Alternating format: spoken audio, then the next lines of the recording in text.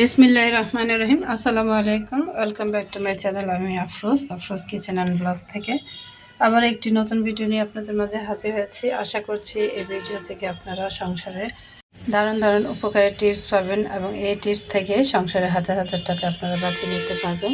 তো অবশ্যই লাইক দিয়ে আমার সাথে থাকার অনুরোধ রইল। তো আমি চলে যাচ্ছি আমার প্রথম টিপসে। তো এই টিপসটি কিন্তু অত্যন্ত কার্যকরী একটি টিপস। তো আমরা অনেক সময় দেখা যায় পাকা কলা খাই, কিন্তু মনের অজান্তে অনেক সময় কেমিক্যাল খেয়ে ফেলি। তো আপনারা ঘরোয়া পদ্ধতিতে কিভাবে এই কেমিক্যালটা চেক করবেন যে কলার মধ্যে কোনো কেমিক্যাল আছে কিনা। তো এই কেমিক্যালটা চেক করার জন্য আমি এখানে একটা পাকা কলা নিয়ে নিয়েছি। তো দেখুন, এভাবে 2 টুকরো করে কেটে নিয়েছি। আর আমরা যখন লেবু খাই তখন কিন্তু এই মাথার অংশটা আমরা ফেলে দিই। তো এই ফেলে দেওয়া লেবুর অংশটা দিয়ে কিন্তু আমরা কলার ভিতরে কেমিক্যাল আছে কিনা চেক করতে পারবো। তো দেখুন, আমি কলার মধ্যে এই লেবুর যে অংশটাকে ফেলে দিয়েছিলাম সেটাই কিন্তু আমি এখানে ঘষে নিচ্ছি। তো অবশ্যই একটু লেবু রস দিয়ে এটা ঘষে নেবেন, তাহলে বুঝতে পারবেন। যদি লাল হয়ে যায় তাহলে ভাববেন যে এটার ভিতরে কেমিক্যাল দেওয়া আছে। তো এইভাবে কিন্তু আপনারা ঘরোয়া পদ্ধতিতে ফেলে দেওয়া জিনিস থেকে কিন্তু কলার ভিতরে কেমিক্যাল আছে কিনা চেক করে নিতে পারেন। এ থেকে আপনাদের স্বাস্থ্য ভালো থাকবে এবং হাজার হাজার টাকাও কিন্তু আপনাদের বেঁচে যাবে। তো আশা করছি এই টিপসটি ভালো লেগেছে। ভালো লাগলে লাইক দিয়ে পরবর্তী টিপসগুলো দেখার অনুরোধ রইল।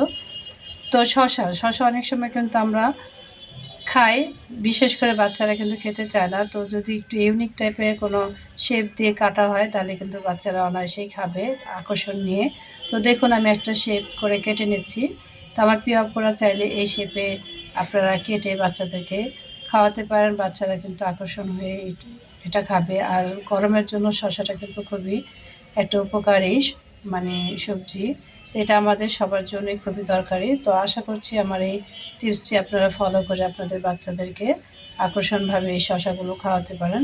যেহেতু আমরা কিন্তু যখন বাইরে শসা বিক্রি করি তখন কিন্তু বাচ্চারা খাওয়ার জন্য বায়না ধরে, কারণ ওগুলো একটু ডিফারেন্ট টাইপের শেপ দেওয়া থাকে, এই জন্য হয়তো খায়। তো আমার কাছে মনে হলো এই টিপসটি আপনাদের অনেক কাজে লাগবে, তাই শেয়ার করা। তো ভালো লাগলে অবশ্যই লাইক কমেন্ট শেয়ার করে দেবেন। তো এই শসা দিয়ে আমি আরেকটা দারুণ টিপস আপনাদের মাঝে শেয়ার করব। দেখা যায় অনেক সময় আমরা শসা কাটতে গেলে শসা অনেক তিতা বের হয়, তখন সেই তিতার কারণে এটা খাওয়া যায় না। অনেক সময় দেখা যায় ফেলে দিতে হয়। তো আমার প্রিয় আপুরা, যখন এই শসা তিতা বের হবে তখন কিন্তু আপনারা চাইলে আমার এই ছোট্ট টিপসটি অ্যাপ্লাই করতে পারেন। তো দেখুন, ম্যাজিকের মতো কিন্তু কাজ করবে। তো আমি এখানে শসার মধ্যে 2 চামচ লিকুইড দুধ দিয়ে দিব, দিয়ে 10 মিনিটের জন্য রেখে দিব। তারপরে কিন্তু এটা খেলে আর তিতা লাগবে না। তো আশা করছি এই টিপসটা আপনাদের অনেক বেশি ভালো লাগবে। তো আমি চলে যাচ্ছি আমার পরবর্তী আরেকটি টিপসে। তো এখন যেহেতু গরমকাল, তো আমাদের কিন্তু শরীরে পানির দরকার হয়। তো মসুরি ডালটা আমি মনে করি শরীরের জন্য ভালো না।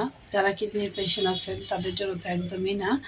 তো নর্মালি কিন্তু এই মুগ ডালটা খেলে শরীর এবং পেট ভালো থাকে। তো যাই হোক, আমি এই ডালটা ইউজ করি, তাই আপনাদের পরামর্শ দিলাম। যদি কারো ভালো লাগে আপনারা চাইলে এই টিপসটি ফলো করতে পারেন। তো মুগ ডাল যখন আমরা খাবো তখন কিন্তু একটু হালকা ভেজে তারপরে কন্টেনারে রেখে দিলে কিন্তু অনেকটা ভালো থাকে। এই মুগ ডালটা কিন্তু আপনারা হালকা ভেজে রাখলে এটার সাথে পোকা অথবা কোনো ফাঙ্গাস পড়ে না। তো নিশ্চিন্তে কিন্তু আপনারা সারা বছর এই ডালটা এভাবে খেতে পারেন। আর মসুরি ডালের থেকে অবশ্যই মুগ ডালটা অনেক ভালো শরীরের জন্য।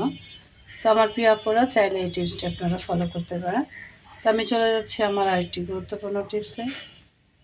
তো এই যে গরমের দিনে আমরা এরকম সবজি খেয়ে থাকি, তো এই সবজিগুলো কিন্তু কাটতে অনেক সময় লাগে। তো আপনারা চাইলে এই টিপসটি ফলো করতে পারেন, আপনাদের সময় এবং অপচয় দুইটাই কিন্তু বেঁচে যাবে।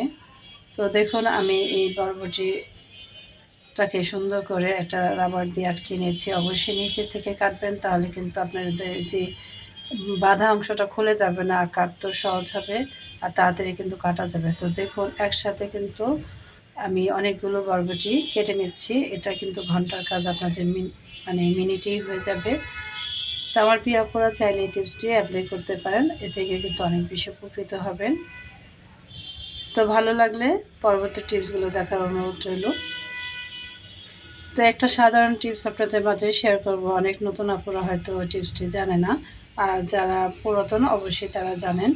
তো এই যখন আমরা ডিম মানে সিদ্ধ করি তখন যদি একটু লেবুর খোসা বা একটা চিমটি লবণ দিয়ে দিই, তাহলে কিন্তু এই ডিমটা অনেক ভালোভাবে সিদ্ধ হয় আর ফেটে যাওয়ার চান্স থাকে না। তো দেখুন আমি তার সাথে কিন্তু আরেকটা দারুণ টিপস শেয়ার করলাম। তো আপনারা যদি একসাথে অনেকগুলো ডিম এভাবে ছিলতে চান তাহলে কিন্তু এই যেরকম করে হালকা একটু ঝাঁকিয়ে নিতে পারেন।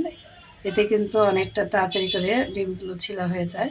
তো দেখুন বেশি ঝাঁকাতে যাবেন না, তাহলে কিন্তু একদম গুঁড়ো গুঁড়ো হয়ে যাবে। তো এই দেখুন একটা কিন্তু ফেটে গিয়েছে। তো যাই হোক, তো ডিমে এই টিপসটি কেমন লেগেছে অবশ্যই কমেন্টে জানাবেন। তো আমার পরবর্তী টিপসটা হচ্ছে, এখন যেহেতু গরমকাল তো আমাদের কিন্তু গৃহিণীদের অনেক কিছুই চিন্তা রেখে রান্না বা যে কোনো রেসিপি তৈরি করতে হবে, যেটা আমাদের শরীর এবং স্বাস্থ্যের জন্য অবশ্যই ভালো। তো দেখুন গরমকালে আপনারা চাইলে জিরার ফোড়ন দিয়ে ডাল বাগার দিতে পারেন। এটা কিন্তু এ থেকে কিন্তু আমরা অনেক ভালো থাকতে পারবো। তো আমি চলে যাচ্ছি পরবর্তী আরেকটি টিপসে। তো অনেক সময় দেখা যায় মিষ্টি কুমড়া আমরা কাটি ধোয়ার পরে, কিন্তু সেটা ঠিক না। তো এভাবে চাইলে আপনারা আগে থেকে এই মিষ্টি কুমড়োটা ছিলে তারপরে কিন্তু ধুয়ে তারপরে ছোট ছোট পিস করে কেটে নিতে পারেন।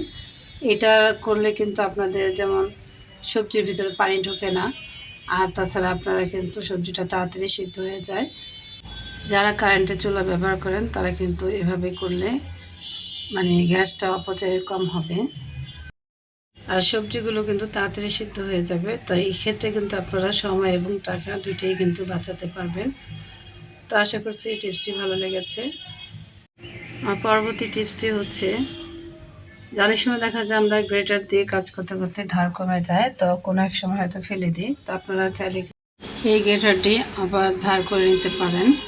তো সিরামিকের যে কাপগুলো থাকে সেটা দিয়ে কিন্তু এই গ্রেটারটা ধার করে নিতে পারেন। এটা কিন্তু আসলেই অনেক চমৎকার, আপনারা নিজেরাই করে দেখতে পারেন, অনেক উপকৃত হবেন ইনশাল্লাহ। আজকে যারা নতুন ভিজিট করছেন চাইলে আমার চ্যানেলটা সাবস্ক্রাইব করে আমার পাশেই থেকে যেতে পারেন।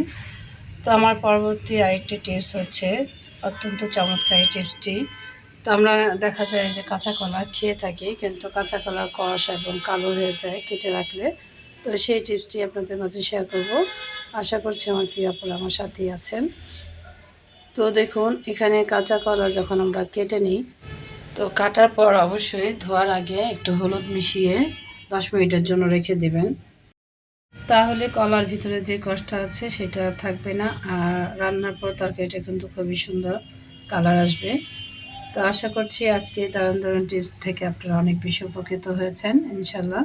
তো ভালো লাগলে লাইক কমেন্ট শেয়ার করে দেবেন। আবারও আপনাদের সাথে দেখা হবে নতুন কোনো ভিডিওতে। সে পর্যন্ত সবাই ভালো থাকবেন, সুস্থ থাকবেন এবং নিরাপদে থাকবেন। আজকে এই পর্যন্তই। আল্লাহ হাফেজ।